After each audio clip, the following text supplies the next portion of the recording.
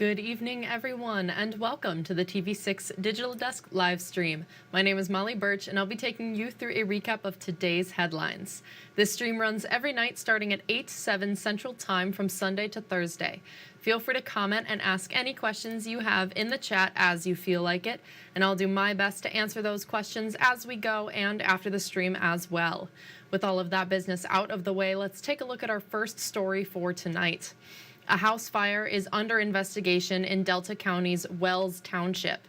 Escanaba Public Safety says officers were called to a home on H.25 Road around 10 o'clock last night after a report of flames coming out of the back of the residence. Once on scene, firefighters found the fire had expanded, the back was fully engulfed, and flames were coming through the roof. Officers were on the scene for more than 7 hours. No injuries were reported. We'll continue to update this story on air and online as more information is released. And after a lengthy testing period, the Baraga County Sheriff's Office has all new body cameras. Each lens lock body camera costs more than $800. The overall cost to run the cameras is $4,000 a year. This is mostly covered by the grant from the Michigan Municipal Risk Management Authority. The Baraga County Sheriff says the department was in need of these replacements. Those cameras were getting where they weren't reliable anymore. Battery life wouldn't last a full 12-hour shift. Body cameras have become an everyday part of our equipment now. Brogan also says all Baraga County deputies are equipped with these new body cameras.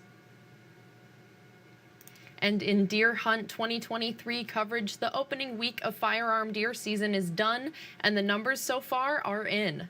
The Michigan DNR reported deer harvests are lower compared to last year.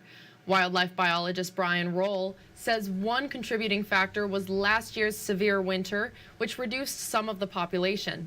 He says fewer hunters and an abnormally warm November have also affected these numbers. Bucks themselves, if there's a doe in season or estrus, temperatures really don't matter. They're going to be moving. So, if you're seeing does, you just basically got to hope one of those does might be in estrus and attract a buck your way. The Michigan DNR would also like to remind hunters that they have to report their kills online within 3 days.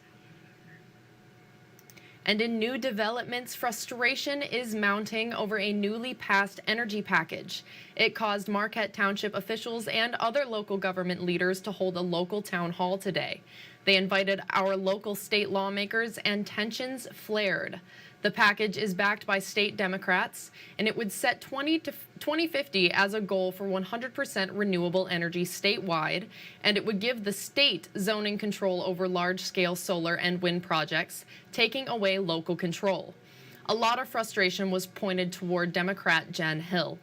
TV6's Justin Van Hoff was there to tell us what audience members are concerned about. This is about the future of the Upper Peninsula. This is about all of these people. Okay. And you stand there and you act like it's no big deal. I care a lot more than cold beer and warm showers. How dare you! Margaret Brum's comment came after Representative Jen Hill discussed what she thinks average UP residents care about when it comes to energy consumption. Brum plans to challenge Hill in a primary next year. Meantime, Forsyth Township Supervisor Joe Bogren left today's meeting after he felt questions were not being answered about the newly passed energy package. We can read. We're not as dumb as you think we are or make us out to be. We wanted to talk to you as elected officials to elected official and ask you questions that mean something, not go through this. Bogren lost to Hill in a primary last year. As the energy package awaits the governor's expected signature, Marquette Board of Light and Power Chair John Prince says there was a lack of local input. To be honest with you, Representative Hill, I find it a little bit awkward that there's been no conversation with our administration or staff about this bill at all. We have attempted to and had no input. Hill says these conversations have occurred over years. Going back to why are people frustrated? It's like, but wait, how did this change happen? Well, it's been coming along gradually, and all of a sudden it becomes more apparent. And it can be a little bumpy and rocky, but it's important to have these conversations like we did today.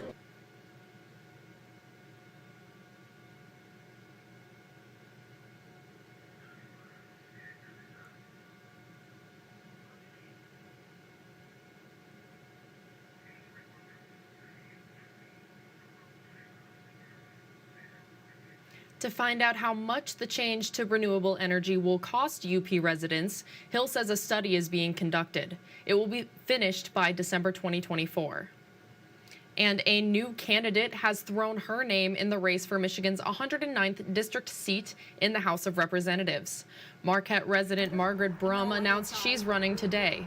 Right now, she's the only Democrat to announce her campaign other than incumbent Jen Hill. Republican Bert Mason is also running. Brum says she's running because she feels like the best person for the job.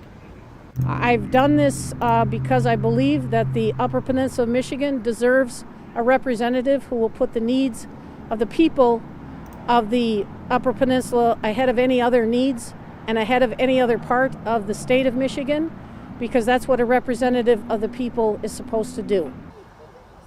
The primary election for the Michigan House of Representatives is August 6th, 2024. And Marquette County officially has a new prosecutor.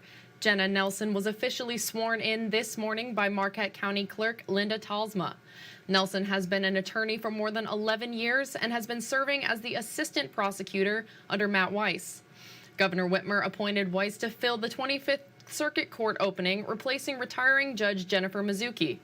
Nelson says they'll continue to keep the same priorities through this transition. I'm excited to kind of move forward in this role and continue a lot of the great things that Matt was doing in terms of working with the Blueprint and working with domestic violence victims.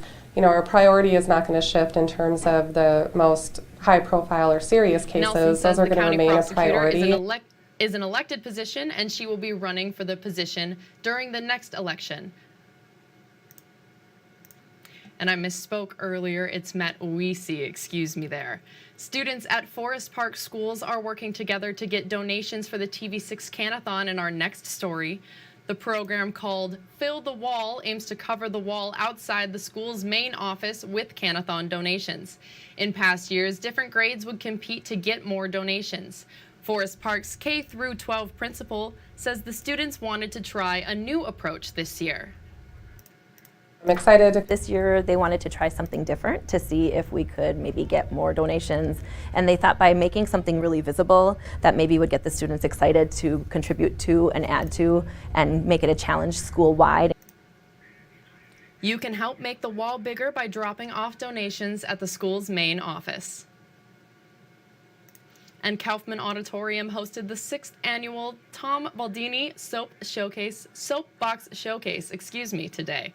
Marquette, Houghton, Negaunee, and Munising High School students talked about topics like gun control, mental health, and bullying. Community leaders acted as judges and voted on the presentation that resonated with them the most.